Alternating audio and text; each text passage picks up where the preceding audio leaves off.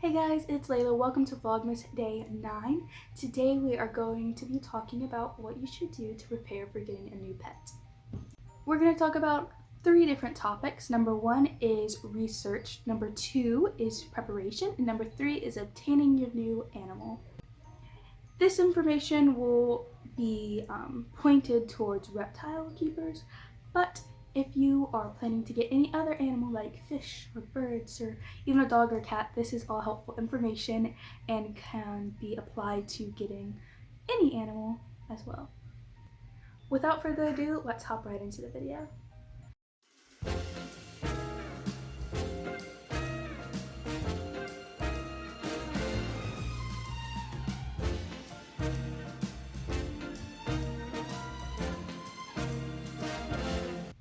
So our first topic is research. If you are here right now, you're probably doing some research, and it's important to research a lot before you bring a new animal home. Look up articles, read books, watch a bunch of YouTube videos. And something that is really important to note is look at the dates of when those were published, because keeping reptiles is progressive and we like to continually evolve our methods of keeping to better the lives of our animals. So as more research is happening, we are finding better ways to care for these animals. So you want to make sure that you are looking at up-to-date information on how to care for these animals. And on top of making sure everything is up to date, you also want to get multiple opinions. You can look at multiple different YouTube videos. Don't just watch one. That is not adequate research.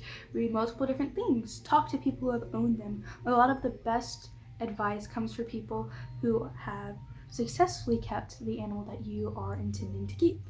After you have researched and researched and researched and researched and decided you still want to get this animal, then we need to move on to preparing. When you prepare to bring a new animal home, you want to already have its enclosure set up before you go to get this animal. This will make it a lot less stressful on you and the new animal when you go to pick them up. I personally like to set up a smaller quarantine enclosure, which has stuff like paper towel instead of loose substrate, and easy to clean things like plastic hides and fake plants, to really watch your new animal and make sure that they are eating and pooping and healthy before you move them into their full bioactive, if you want, naturalistic, however you plan to keep your animal, into their permanent enclosure. Some things you might want to think about getting are their enclosure. There are things like water dishes, food dishes, hides, enrichment. Enrichment is so important. Also, their heating element, whether it's a heat pad. If you're using a heat pad, you have to make sure you have a thermostat. You also, if you're not using a heat pad, you need to get a heat bulb.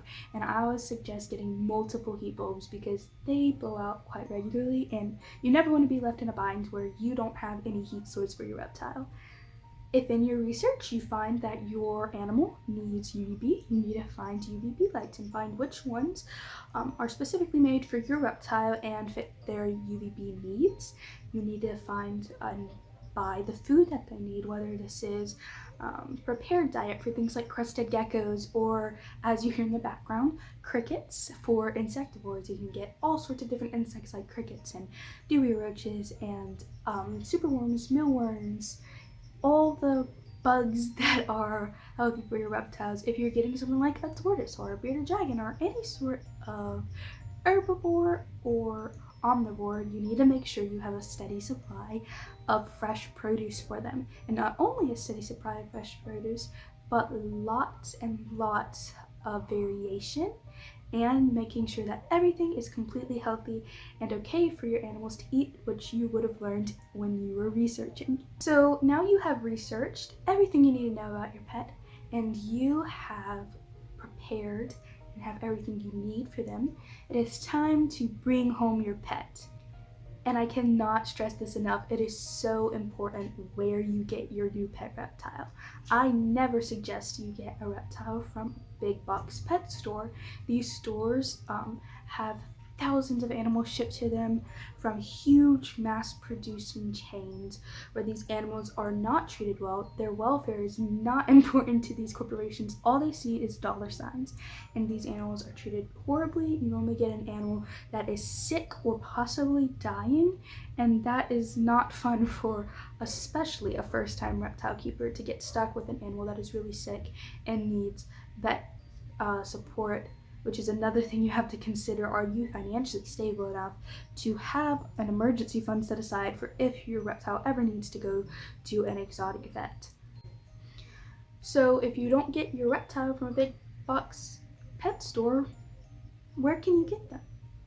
Well, believe it or not, there are thousands of reptile breeders all over the world, and I actually plan on breeding crested geckos in the future, which I'm very excited about. But there are thousands of breeders all over the world who really truly care about the welfare of their animal, and they will be there to support you, answer any questions you have, and truly care about their animal, so you are getting a healthy, loved, cared for, already been handled and used to human interaction, versus an animal from a big box pet store that has been shipped and thrown around and gone from cage to cage and had exposure to all these other animals. So there is actually a great website called morphmarket.com. I'm not sponsored, but it's an amazing website where you can browse almost every species you ever want. You can look, and they have it in different categories and different genes and all the fun things. You can look through all the different animals, and if you would rather get one in person, there is typically reptile expos all over the United States. If you live in the United States, a few that are very common are the Herps show. You can look up Herps Reptile Expo and look at their show dates. There are Repticon shows, there are Reptilian Nation shows, and so many more expos that travel all over the United States where reptile breeders can come and vend these shows, and you can actually get to meet them and talk to them and have conversations about the pet you are now bringing home. Another great option is to find a reptile specific rescue or an exotic rescue, where these places have taken reptiles from not so great situations and rehabbed them and are now adopting them out. This is normally a good option because, again, the rescues really truly care about these animals and are there to support you and answer questions. So after you find a rescue or a breeder you would like to purchase from, and you now have that animal, when you bring it home, I suggest letting them settle in and leave them alone for about 2 weeks to just let them have peace and get used to their new surroundings. Of course, check on them, make sure they're doing okay, make sure they have water, make sure their temperatures are correct, make sure they're eating, all of those things. But really just keep handling to a minimum so that they don't get too stressed out. I really hope this helps anyone looking to bring home a new pet anytime soon.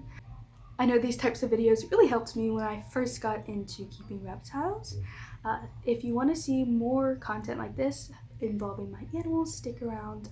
Please consider subscribing for any future content and liking and commenting, because that really helps the algorithm push my videos to more people. Again, thank you so much for watching. I hope you'll have an incredible day, and I will see you tomorrow for Vlogmas Day 10.